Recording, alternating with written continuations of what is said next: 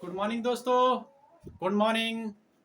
जैसा कि हमने पिछले क्लास में स्वतंत्रता का अधिकार जिसके बारे में हमने देख लिया था। ठीक है, स्वतंत्रता का अधिकार 19 से 22 तक हमने कंप्लीट रूप से देख लिया। क्या कंप्लीट रूप से देख लिया? आप इसके आगे देखते हैं। क्या इसके आगे देखते हैं जिसके बारे में आज पॉलिटी का क्या क्लास है? 7वां 8वां क्लास है। 8वां क्लास है। देखिए, ठीक है, जिसके बारे में हम जानते हैं। ठीक है, जैसा कि हम देखते हैं कि भाग 3 में मौलिक अधिकार अनुच्छेद 12 से 35 तक के वर्णन है। किस देश से ले गया? अमेरिका से देश से लिया गया, जिसमें से शोषण का विरुद्ध शोषण का विरुद्ध का अधिकार, आपका शोषण के विरुद्ध का अधिकार अनुच्छेद अनुच्छेद कितना 23 से 24 के वर्णन है, जिसके बारे में अनुच्छेद के माध्यम से एक डिटेल से समझते हैं। ठीक है, अनुच्छेद 23 क्या कहता है जिसके बारे में हम जानते हैं। अनुच्छेद 23 क्या कहता है जिसके बारे में अनुच्छेद 23 कहता है मानव तस्करी। मानव तस्करी कहने का मतलब मानव का जो खरीद बिक्री जो प्रतिबंधित है, अनुच्छेद 23 बतलाता है। ऐसा नहीं कि मतलब हमारा अपना शरीर है, हम अपना शरीर किसी को बेच सकते हैं। क्या बेच सकते हैं? नहीं बेच सकते हैं। ठीक है, ये हमारा कानून के खिलाफ है। यानी कहने का अर्थ है मानव तस्करी पर प्रतिबंध है। ऐसा नहीं कि मतलब पुराने जमाने में ऐसा व्यवस्था था कि मतलब महिलाओं को खरीद बिक्री का प्रावधान देखा गया, तो हमारे संविधान निर्माताओं ने इस पर क्या लगा दिया? प्रतिबंध लगा दिया। और अनुच्छेद 23 में लिखित रूप से प्रमाणित दे दिया कि मानव की तस्करी व्यवस्था प्रतिबंध है, अर्थात मानव की खरीद बिक्री पर रोक लगा दिया। अगर कोई इसकी तस्करी करता तो इस पर कड़ी कानून व्यवस्था से उसको दंड का प्रावधान दिया जाएगा। दुर्व्यापार कहने का मतलब हो गया कि मानव का जो दुर्व्यापार है, ठीक है, दुर्व्यवहार, मानव के किसी के भी साथ दुर्व्यवहार नहीं कर सकते, एक अच्छा पेश कर सकते। ऐसा नहीं कि हम अपना निजता है, हमारा निजता है कि हम किसी को दुर्व्यवहार कर सकते हैं, मतलब नहीं। निजता के स्वतंत्रता का अधिकार दिया गया, लेकिन किसी दूसरे के साथ उरेबी शब्द बात नहीं कर सकता। एक कानून में दायरा में एक समाज की भावना में रहते हुए भी बात कर सकते। कहने का अर्थ हो गया किसी दूसरे व्यक्ति को गाली गलौज के तौर पर बात नहीं कर सकते, एक मतलब सामाजिक तौर तरीका से बात कर सकते हैं। ऐसा नहीं कि हमारा निजता का अधिकार है कि हम जो कोई भी बोल सकते हैं, कुछ भी बोल सकते हैं, ऐसा अधिकार नहीं दिया। एक दायरा रखा गया, एक लिमिटेशन रखा गया, ताकि समाज में बैलेंसता बनाए रखने के लिए, ताकि आपको अच्छा से व्यवहार करें। ऐसा नहीं कि उसे हमेशा बात मेरा निजता है, हम कुछ भी बोले, कुछ भी बात करें, ऐसा नहीं कर सकते हैं। एक निजता के तौर पर एक व्यवहार की तरह से बात कर सकते हैं। यानी कहने का मतलब दुर्व्यवहार नहीं कर सकते हैं। जैसे आपको निजता का अधिकार दिया गया, भले निजता का अधिकार दिया गया, लेकिन एक लिमिटेशन तौर पर आपसे उससे बात कर सकते हैं। ऐसा नहीं कि मतलब बड़े हैं तो उससे उरे भी शब्द बात करें, नहीं। एक बड़ा है तो बड़ा की तरह से बात कीजिए, नीचे बच्चे तो आपसे छोटे हैं तो उससे मतलब प्यार से बात कीजिए। कहने का तो एक भावनात्मक बात कीजिए, आशय नहीं कि उरे भी शब्द बात करें जिससे मतलब उग्र पैदा, इस तरह से बात आप नहीं कर सकते हैं। ठीक है, एक समानता की तरह से एक निजता को रखते हुए आइए, ना कि मतलब निजता के उल्लंघन से बात कर सकते, इस तरह से आप नहीं बात कर सकते हैं। ठीक है, ये हमारा दुर्व्यवहार के बारे में बतलाता है। ठीक है। और बाल श्रम के बारे में अनुच्छेद 23 बतलाता है। क्या बतला? 23 बतला। बाल श्रम कहने का मतलब क्या? आप किसी भी व्यक्ति को किसी भी बाल श्रम नहीं करवा सकते, अर्थात मतलब 6 से 14 साल तक के बच्चे को आप काम नहीं करवा सकते। क्या? काम नहीं करवा सकते। ठीक है, ये अनुच्छेद 23 बतलाता। ठीक है, और आप मतलब किसी के क्या बेगारी नहीं कर सकते। क्या? बेगारी, जिसे क्या होता है कि बेगारी समझते हो? मतलब बिना पैसा के, मतलब बिना बिना मतलब मजदूरी के काम करना। करने का अर्थ हो गया कि मतलब आपको कोई व्यक्ति काम करा रहा, क्या? काम करा रहा और आपके बदले में जो आपका मजदूरी होता वो नहीं दे रहा, तो ये हमारा बेगारी के अंतर्गत आता। आपको ऐसा नहीं करा सकता। अगर कोई कराता है इस तरह से तो क्या होता है, आपको मतलब उस व्यक्ति को कानून के दायरा में रखा जाएगा। क्या रखा जाएगा? कानून के दायरा में रखा। जैसा कहने का अर्थ कि पुराने शासन व्यवस्था में क्या थी, दास प्रथा का तुमने सुना होगा कि हमारे दादाजी परदादा जी इसे इस तरह से हमारे यहाँ के मतलब दास का काम करते थे, जो उससे मतलब हमेशा जीवन भर काम कराते थे और जीवन के बदले काम कराने के उसको जीवन भर सिर्फ खाने योग्य वस्तु दिया जाता था और पहने योग्य वस्तु दिया था। लेकिन ऐसा अभी व्यवस्था नहीं है। आपको बेगारी नहीं का एक निश्चय मूल, एक निश्चय राशि के हिसाब से उसके आधार पर आप काम कर सकते हैं। आपको एक मतलब न्यूनतम निर्धारित राशि जो मजदूरी है जिसके हिसाब से आप काम करते हैं। ऐसा नहीं कि आपको काम करा रहा, सिर्फ खाने योग्य भोजन प्राप्त, पहनने योग्य कपड़ा योग्य और रहने योग्य सिर्फ एक कोठरी दे रहा। आपके ऐसे इस तरह से कोई करता तो कानून के खिलाफ है। समझ में आ रहा है? बेगारी ये हमारी शासन व्यवस्था के बारे में बतलाती है। बेगारी का अर्थ हो गया कि कहने का मतलब आप किसी को अपनी न्यूनतम मजदूरी के हिसाब से ही आपको काम करिएगा, ना कि आपकी जो दें उतना ही आपको उसमें संतुष्टि करने लगेगा। जिसे मान के चलेगा आपकी न्यूनतम मजदूरी 500 रुपया एक है 8 घंटे की वर्क करने पर, तो ऐसा नहीं उसको आप 8 घंटे काम किया आपको 100 रुपया दे के भेजा दिया, तो ये हमारा आपका बेगारी में गिनती आएगा। ठीक है, इस तरह से आप मतलब नहीं कर सकते। ठीक है, और बंधुआ मजदूरी, बंधुआ मजदूरी भी आपके इसके अंतर्गत में बाधा रखा। कहने कर दिया कि जैसे कहीं पर बंधुआ मजदूरी जहां पर 5 आदमी, जहां पर 5 आदमी का काम करने का वहां पर कितना 10 आदमी का लगा दिया, और 10 आदमी का लगा दिया और वहां जो 5 आदमी का जो मजदूरी है वो कितना 10 आदमी में डिवाइड कर दिया। क्या कर दिया? बांट दिया। कहने का मतलब जैसे जहां पर 5 आदमी का जो मजदूरी है कितना एक एक सौ के एक एक हिस्सा होते, तो 500 होगा। वहां पर कितने आदमी का 10 आदमी को काम पर लगा दिया और मतलब समान अनुपात में बांट दिया। कहने कहने 50-50 रुपया सभी को प्राप्त हुआ। ये हमारा बंधुआ मजदूर के अंतर्गत में आता। आप वो इस तरह से नहीं कर सकते। अगर कोई ऐसा कराता है तो आप वो कानून के दायरे में आएगा, संविधान के खिलाफ के अंतर्गत आएगा। ठीक है, ये अनुच्छेद 19 अनुच्छेद 23 बतलाता। ठीक है, और अनुच्छेद 24 क्या बतलाता है? जिसके बाल श्रम नियोजन, एक मतलब बाल श्रम नियोजन के बारे में बतलाता अनुच्छेद। बाल श्रम नियोजन के बारे में क्या बताता था कि 6 साल से 14 साल के बच्चे को आप मतलब काम पर नहीं रख सकते हैं। कहां कहां नहीं रख सकते हैं? जिसके बारे में सकते हैं, कारखाना में नहीं रख सकते हैं। कारखाना होता जहां पर उद्योग बनता, कल कारखाने होते, चिमनी होते, वहां पर आप काम नहीं करवा सकते हैं। ठीक है, और कालीन उद्योग, कालीन एक उद्योग होता है, वहां पर आप नहीं रख सकते। कहा नहीं रख सकते? कालीन उद्योग। ठीक है, कालीन उद्योग पर आप नहीं रख सकते। और उद्योग बड़े बड़े फैक्ट्री में आप नहीं रख सकते। अगर कोई फैक्ट्री मालिक या उद्योगपति 6 साल से 14 साल के बच्चे को काम पर रखता है तो वो कानून के खिलाफ हो, उसके प्रति कानून प्रतिक्रिया यानी कानून प्रतिक्रिया चलाया जाएगा। ठीक है, ये अनुच्छेद 24 कहता है, ये शोषण का विरुद्ध का अधिकार बतलाता है, यानी अनुच्छेद 23 से 24 तक। ठीक है, आगे देखते हैं। जैसा कि देख लें शोषण के विरुद्ध के अधिकार में, जिसमें आपको कुछ हट की बात बता। जैसा कि देखा कि हमने कि हम किसी को बेगारी नहीं कर सकते। ठीक है, हमको न्यूनतम मजदूरी दिया जाना चाहिए। ठीक है, लेकिन राष्ट्रीय हित के प्रति, राष्ट्रीय हित के प्रति यहाँ देखिए, यहाँ देख लेते हैं बेगारी। ठीक है, यहाँ देख लें राष्ट्रीय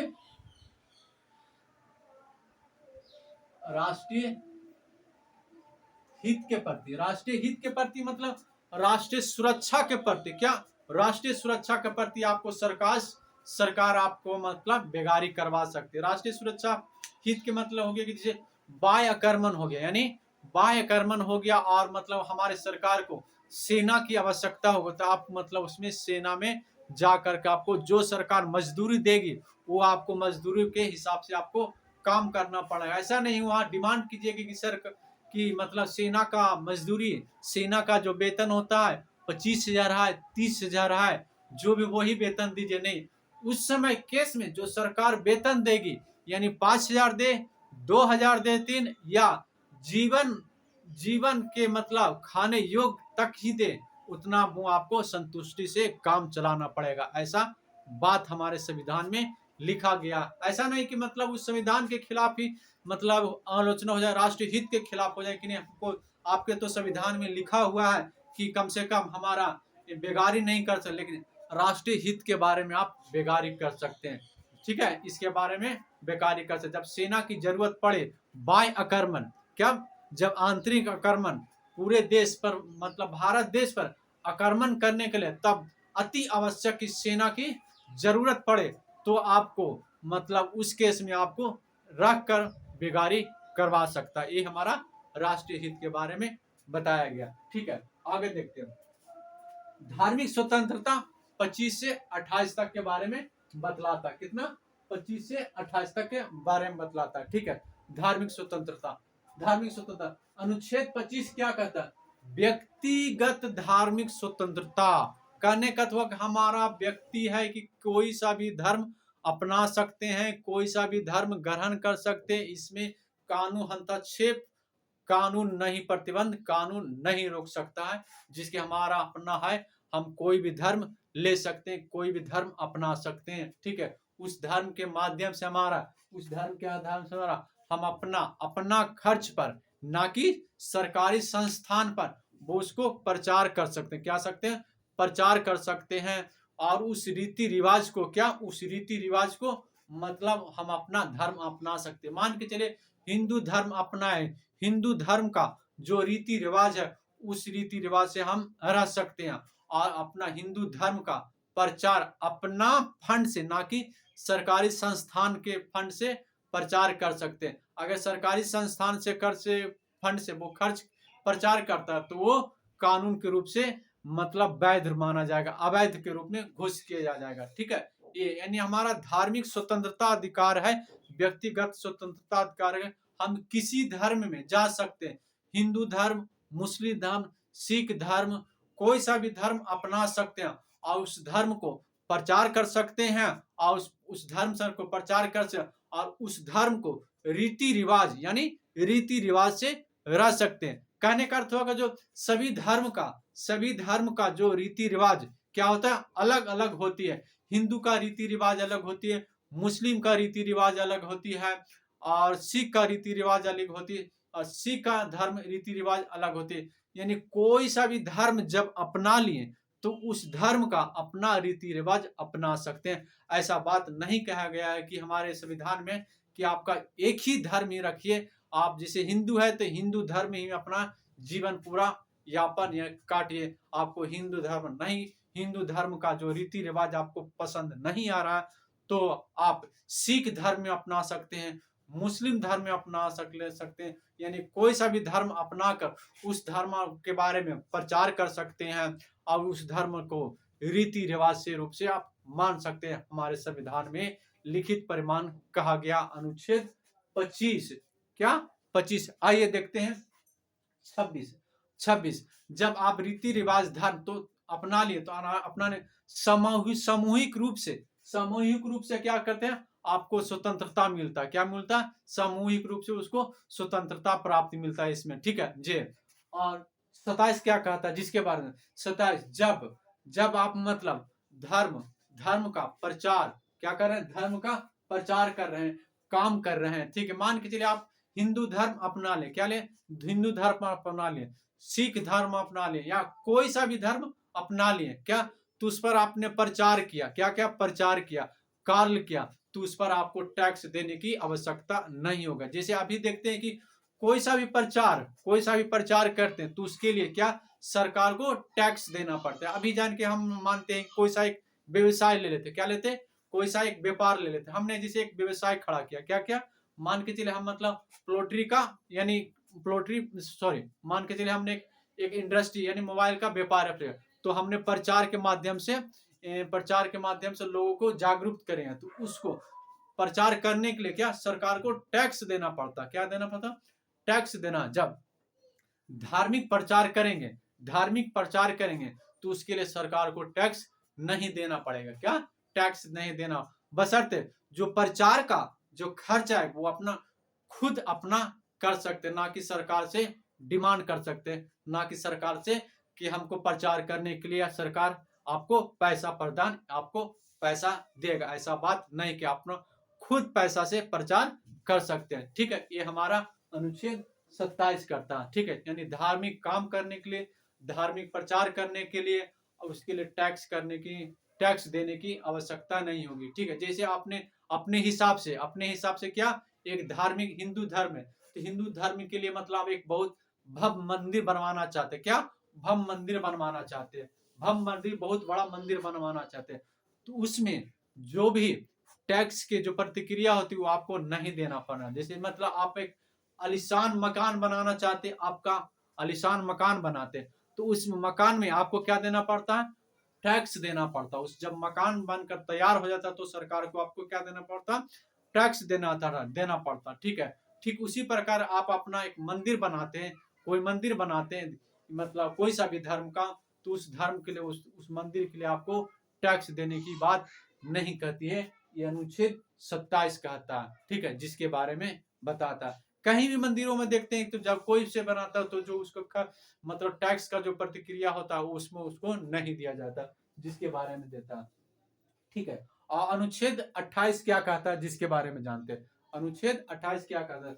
सरकारी संस्था, यानी सरकारी संस्था जैसे कहने का मतलब कोई भी सरकारी संस्था हो गया। ठीक है, यानी सरकारी स्कूल, कॉलेज यूनिवर्सिटी, यानी मतलब के कोई सा भी यूनिवर्सिटी ले लेते हैं, कोई सा भी स्कूल लेते हैं, कोई सा भी शिक्षा व्यवस्था ले लेते हैं। क्या वो मतलब धार्मिक शिक्षा, यानी धार्मिक शिक्षा दे सकता, धार्मिक शिक्षा दे सकता, लेकिन सिर्फ भाषा के आधार पर शिक्षा दे सकता, लेकिन नहीं धार्मिक शिक्षा मतलब भाषा के आधार पर दे सकता, लेकिन धर्म के आधार पर वो शिक्षा नहीं देगा। धर्म के आधार पर और भाषा के आधार पर इसको समझते। धर्म के आधार पर हो गया कि मतलब हिंदू धर्म है, हिंदू धर्म के मतलब रीति रिवाज की शिक्षा के बारे में बतलाता है, ऐसा शिक्षा सरकार नहीं देगी, ऐसा सरकार शिक्षा नहीं देगी। किस आधार पर देगी? भारतीय भाषा के आधार पर शिक्षा देगी। ठीक है, भाषा के आधार पर, जैसे भाषा हो गया, मतलब भाषा कैसे हो गया? भाषा हो गया अरबी भाषा हो गया, हिंदी भाषा हो गया, उर्दू भाषा हो गया, देवनागरिक भाषा हो गया, ले मतलब रोमन भाषा हो गया। इस भाषा के आधार पर मतलब सरकार शिक्षा देगी, ना कि धर्म के आधार पर शिक्षा देगी। ठीक है, ये हमारे अनुच्छेद 28 बतलाता है। ठीक है, धर्म के आधार पर शिक्षा और भाषा के आधार पर शिक्षा आपको समझ में आ रहा है ना, कि धर्म के आधार पर मतलब धर्म के आधार पर सामूहिक रूप से मतलब कोई हिंदू धर्म के बारे में नहीं बता सकता है, उसके बारे में नहीं कर सकता, लेकिन भाषा के आधार पर जैसे मुस्लिम लोग उर्दू शिक्षा को उर्दू भाषा को ग्रहण करते उस हिसाब से दे सकता, अरबी लोग अरबी भाषा लोग को मतलब ग्रहण कर सकता, उस हिसाब से दे सकता, नहीं भाषा के आधार पर दे सकता, लेकिन धर्म के आधार पर शिक्षा नहीं दे सकता। अरबी के हिसाब से दे सकता है, उर्दू के हिसाब से दे सकता है, फारसी भाषा के आधार पर दे सकता है, देवनागरिक जो हम लोग लिखते हैं, रोमन जो हम लोग लिखते हैं, लेकिन यहाँ पर देखिए, लेकिन क्या होता है जिसके हिसाब से नहीं दे सकता शिक्षा, मतलब कहने का अर्थ हो गया कि मतलब पथी के आधार पर, भाषा के आधार पर दे सकता, लेकिन क्या धार्मिक के आधार पर क्या शिक्षा देगा? धार्मिक शिक्षा नहीं देगा। ठीक है, ये हमारा अनुच्छेद 28 बतलाता। ठीक है, आगे देखते हैं, ये आपको धार्मिक स्वतंत्रता समझ में आ रहा है ना? ठीक है, आगे देखते हैं, शिक्षा एवं संस्कृति का अधिकार, शिक्षा एवं संस्कृति का अधिकार अनुच्छेद 29 से 30 बतलाता है। कितना? अनुच्छेद 29 से 30 बतलाता है शिक्षा एवं संस्कृति के बारे में, जो हमारा शिक्षा है और संस्कृति है जिसके बारे में बतलाता है। ठीक है, जिसके बारे में बतलाता है। आइए इसके बारे में अनुच्छेद के माध्यम से जानते हैं। अनुच्छेद 19 क्या कहता है? अल्पसंख्या लोग होते हैं ना, जो अल्पसंख्या उसकी हित की संरक्षण के बारे में कहता है। क्या कहता है? उसकी हित होनी चाहिए, उसकी संरक्षण होने चाहिए। जैसे होता है ना कि हमारा हित है, हमारा अधिकार है, उसी तरह से इस अल्पसंख्यक को जो संरक्षण होता है, जो हित होता है, उसके बारे में बतलाता, हित की संरक्षण के बतलाता अल्पसंख्यक के बारे में, यानी अनुच्छेद 29। अब अनुच्छेद 30 कहता है, जिसके बारे में जानते हैं। अनुच्छेद 30 कहता है अल्पसंख्यक शिक्षा का संरक्षण होना चाहिए, यानी शिक्षा, अल्पसंख्यक का जो शिक्षा होगा उसके बारे में संरक्षण कहने का होगा। जो जो अल्पसंख्यक लोग होते हैं वो मतलब शिक्षा को उनकी साथ, उसकी शिक्षा तो जो कुछ आम शिक्षा से क्या होती है, हटकर होती है, क्या अलग से होती है, उसकी संरक्षण की बात कही गई है। ठीक है, उसकी संरक्षण की बात कही, कहने का मतलब हो गया। ठीक है, और उसके संरक्षण की बात कहेगा तो वो शिक्षा क्या अपना अलग संस्थान खोल सकती, क्या खोल सकती, अपना अलग संस्थान खोल सकती, क्या खोल सकती, अपना अलग संस्थान खोल सकती, क्योंकि उसको अपना शिक्षा का संरक्षण चाहिए। क्या होते, शिक्षा का संरक्षण के लिए। ठीक, ये शिक्षा और संस्कृति के संरक्षण अनुच्छेद 29 से 30 तक के बारे में बतलाया। ठीक है, और अनुच्छेद 31 क्या कहता है, जिसके बारे में जानते हैं। अनुच्छेद 31 कहता है संपत्ति का अधिकार, संपत्ति का अधिकार, संपत्ति का अधिकार के बारे में बताया गया। लेकिन अब ये कानून अधिकार है, समझिए इसको डिटेल से समझते। पहले क्या था कि संपत्ति का अधिकार कानून का अधिकार था, क्या था, कानून अधिकार था, और कानून अधिकार था। लेकिन भारत देश को विकास बनाने में, विकासशील बनाने में, विकसित करने में बाधा आ रही थी। किस तरह से बाधा आ रहे, जिसके जानते हैं, जब रोड निर्माण हो, एयरपोर्ट बनाना हो, हवाई जहाज का मतलब निरीक्षण बनाना हो, उद्योग बनाना हो, ठीक है, रेलवे ट्रैक बनाना हो, ठीक है, तो इसके लिए मतलब जनता लोग जमीन देने के लिए मना कर देते थे, कहते थे हमारा मौलिक अधिकार है, हमारा निजता है, हमारी इच्छा, हमको मन होगा तो देंगे, नहीं मन होगा तो नहीं दोगे, नहीं देंगे। तब इस व्यवस्था को मतलब भारत देश को विकास करने में बाधा ला रहा है। तब 42वां संविधान संशोधन 1976 को, 42वां संविधान संशोधन 1976 को लाया गया, और उस संशोधन में यह पारित कर दिया कि अब ये संपत्ति का अधिकार, क्या संपत्ति का अधिकार अब एक कानून अधिकार के रूप में गिना जाएगा। ठीक है, कानून के अधिकार में हो जाएगा, लेकिन उस कानून के अधिकार में चला जाएगा। और जो भूमि अधिग्रहण तो अवश्य ही करेगा, जरूर करेगा, बदले में उसको भारतीय जनता को मुआवजे के तौर पर पैसा देगा। क्या देगा, मुआवजे के तौर पर पैसा देगा। ऐसा नहीं कि मतलब जितना चाहे उतना ग्रहण कर सकते हैं, मुआवजे के लिए कुछ देने की बात नहीं कही है, मुआवजे के लिए मतलब उसको पैसा देने की बात कही है। ठीक है, आज हमने मतलब कहां तक देख लिया, शोषण का विरुद्ध का अधिकार देख लिया, धार्मिक स्वतंत्रता का अधिकार देख लिया, शिक्षा संस्कृति एवं अधिकार के बारे में देख लिया, और संपत्ति का अधिकार के बारे में देख लिया। ठीक है, यहाँ तक मतलब हमें कंप्लीट कर दिया, और एक थोड़ा सा और बचा हुआ है, अनुच्छेद 32 बचा हुआ, 33, 34, 35 बचा हुआ, जिसके हम इसको नेक्स्ट क्लास में देखेंगे। ठीक है, और आपको हम सोचते हैं कि जितना कम से कम समय में अच्छा से अच्छा आपको कंसेप्ट दे सकते हैं, लेकिन जब हमने इसको क्लास किया था, क्या क्लास किया था, तो कम से कम हमने 3 से 4 घंटे का लेक्चर सुना था। हम 3 से 4 घंटे का अगर इतना लेक्चर यूट्यूब पर डाल देंगे तो कोई वीडियो इसको नहीं देख पाएंगे। इसी कारण हम मतलब कम समय में अधिक से अधिक कंटेंट यानी आपको समझ देते हैं। ठीक है, आगे मैं नेक्स्ट वीडियो अगले क्लास में मिलते हूँ। ठीक है, जय हिंद दोस्तों।